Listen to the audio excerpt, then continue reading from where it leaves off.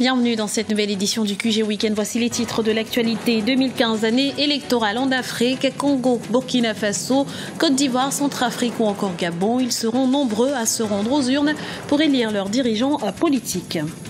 Au Mali, la région de Kidal a un nouveau chef coutumier. Il s'agit de Mohamed Ag Intala Ag Ater, un choix conforme à la volonté de son père décédé il y a une semaine. Et puis 153 milliards de francs CFA pour améliorer la croissance au Cameroun. Ces fonds ont été mobilisés dans le cadre de l'emprunt obligataire de l'État lancé le 24 novembre dernier. Fièvre électorale en 2015, de nombreux scrutins seront organisés de part et d'autre du continent et à l'approche des différentes échéances, la tension socio-politique s'alourdit dans certains pays, une situation qui ne laisse pas indifférente les organisations internationales qui jouent la carte de la prévention des conflits. Explication avec Evanido.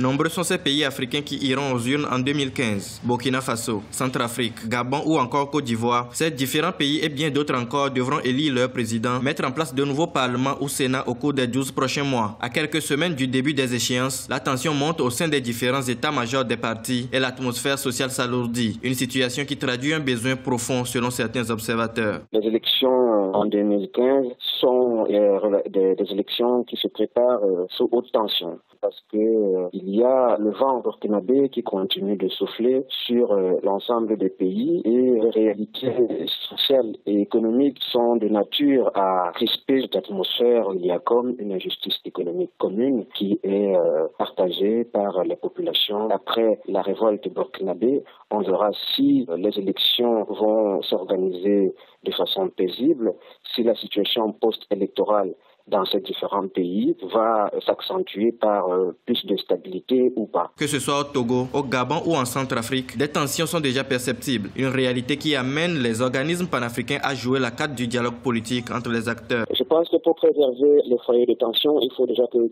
tous les organismes internationaux, toutes les organisations internationales, que ce soit la CEDEAO, l'Union africaine, la CEMAC, la CEAC en Afrique centrale, il faudrait identifier, suivre les processus qui sont en cours, voir potentiellement les zones de crispation pour justement y apporter une diplomatie préventive permettant aux États d'être beaucoup plus à l'écoute de leur population. Donc il faut renforcer le dialogue politique à l'intérieur des pays. Les revendications qui motivent la crispation du climat politique dans la plupart des pays qui éliront des responsables politiques en 2015 se ressemblent. Réforme constitutionnelle, liste électorale contestée ou encore instabilité sécuritaire. Autant de défis auxquels feront face les différents États pour une paix durable sur le continent.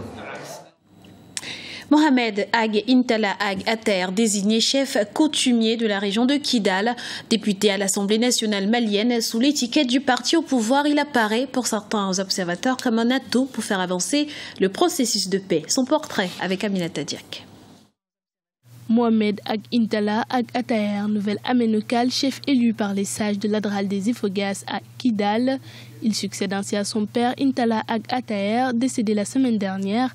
Mohamed Ag Ater est également un député issu du parti au pouvoir, le Rassemblement pour le Mali. Après le décès de son père, Mohamed Ag Intala vient d'être intronisé local des Ivokas. Mohamed est beaucoup plus modéré, beaucoup plus calme et il n'est pas beaucoup impliqué dans les histoires d'Ansardine, Atia et autre chose. Mais là, selon des proches, le nouveau chef coutumier est réputé modéré. Il aurait refusé d'adhérer au mouvement national de libération de l'Azawad qui avait lancé en janvier 2012 une offensive contre l'armée dans le nord du Mali, en espoir pour le gouvernement de rétablir durablement la paix dans cette partie du pays qui était plongée dans une crise politique pendant près de 2 ans. Ça permet quand même à cette communauté, parce que pour ceux qui ne savent pas, le Nord, plus particulièrement Kidal chez les Touaregs, c'est une société hautement hiérarchisée.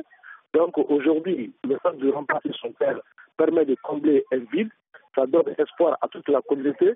Surtout du côté de Bamako, les gens pensent quand même que vu son côté modéré, donc il peut être une chance pour toute la région, pour tous les Maliens, afin d'arriver très rapidement à une paix, au calme dans cette partie de Kidal. Mohamed Ag Ater est l'un des 4 enfants du défunt aménocal. Il a été préféré à son frère Al-Gabaz Ag Intala, qui avait été cité comme le successeur potentiel du patriarche. Ce dernier a été nommé à la tête de la coordination de la communauté Ifogas. Et parallèlement, le gouvernement malien vient de décider d'augmenter considérablement la somme mobilisée pour la réforme de l'armée. Ainsi, 514 milliards de francs CFA supplémentaires seront mobilisés pour les 5 prochaines années. Une décision importante au moment où les défis sont nombreux dans le nord du pays. La réconciliation a désormais un visage. Au Togo, Awa Nana a été nommé ce 25 décembre médiateur de la République, une nomination qui suscite l'espoir au sein de la classe politique. Elle aura pour mission principale d'aboutir à la réconciliation et au renforcement de l'unité nationale et de l'aide Mirabel Bissou.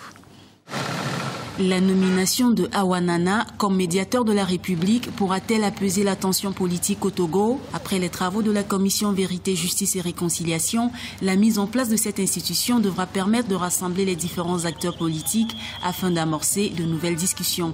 Le problème dans notre pays, c'est qu'il y a un certain nombre d'institutions qui sont prévues par des textes, notamment la Constitution, et qui sont recommandées par un certain nombre d'instances, aussi bien nationales qu'internationales. Ces institutions-là s'ouvre justement de l'effectivité en ce qui concerne les personnes qui doivent les animer.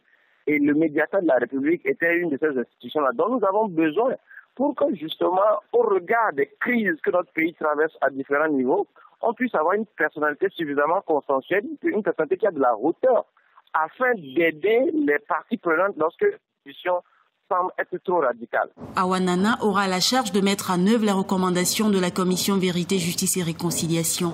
Pour certains observateurs, la présidentielle de mars 2015 devrait passer par les réformes constitutionnelles et institutionnelles inscrites dans l'accord politique global de 2006, ce qui pourrait mettre un terme à la crise de confiance au sein de la classe politique. La crise de confiance actuellement au sein de la classe politique, donc entre les partis politiques, du pouvoir d'un côté et de l'opposition de l'autre. La crise de confiance entre la population, c'est-à-dire les citoyens, et la classe politique elle-même, elle est tellement exacerbée. Donc, il appartient dans le contexte actuel de mon pays à Mme Daboya et à ses collègues de prendre toute la mesure des frustrations que les Togolais ont. Aujourd'hui, les Togolais ne font plus confiance à leurs institutions. L'échec des différents dialogues politiques trouvera-t-il son épilogue avec la nomination de l'ancienne présidente de la Cour de justice de la CEDEAO? Le bon déroulement du scrutin électoral de 2015 en dépend. Dans l'actualité également, la session extraordinaire du Parlement s'est ouverte ce samedi en République démocratique du Congo. Au programme, plusieurs questions épineuses, dont celle de la révision de la loi électorale. Un projet de loi qui divise grandement l'Assemblée puisqu'elle pourrait venir modifier la législation actuelle sur l'organisation des élections présidentielles et législatives. L'opposition redoute que le parti au pouvoir profite de ces assises pour lever les dispositions qui empêchent le président Joseph Kabila de briguer un 3e mandat en 2016. La fin des travaux est annoncée pour le 26 janvier prochain. L'emprunt obligataire de l'État du Cameroun remporte un franc succès. Lancé le 24 novembre 2014, il a été sursouscrit à hauteur de 153 milliards de francs CFA. Les fonds récoltés serviront au financement de grands projets pour un Cameroun émergent à l'horizon à 2035. Voyez ce reportage de Narcisse Dombé, notre correspondant sur place.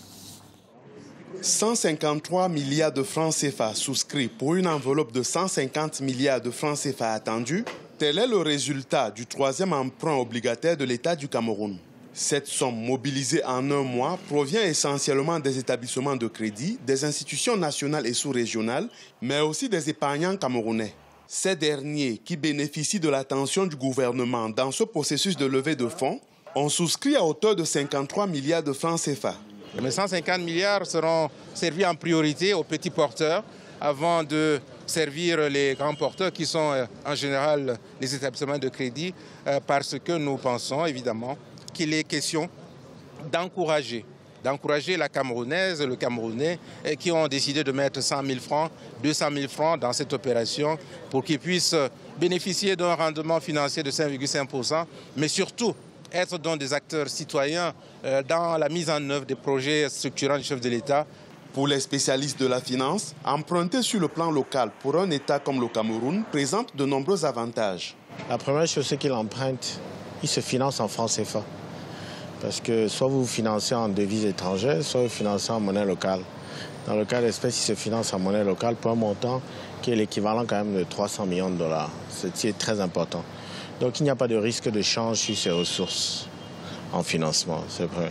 La deuxième chose, c'est qu'ils collectent de l'épargne publique. Donc en fait, ils transforment l'épargne en financement de l'État. C'est très important parce que les gens ont de l'épargne, mais en face, ils ont du mal à trouver des produits sur lesquels ils peuvent placer leur épargne. 200 milliards de francs CFA ont été mobilisés en 2010 et 80 milliards en 2013. Les 150 milliards issus de l'emprunt obligataire 2014 seront remboursés en 5 ans avec un taux de 5,5%. Ils serviront prioritairement à la construction d'infrastructures routières, portuaires et énergétiques. Ce journal a été réalisé par l'ensemble de la rédaction. Nous vous remercions pour votre fidélité. Retrouvez dans un instant une nouvelle édition du QG Weekend sur Africa 24.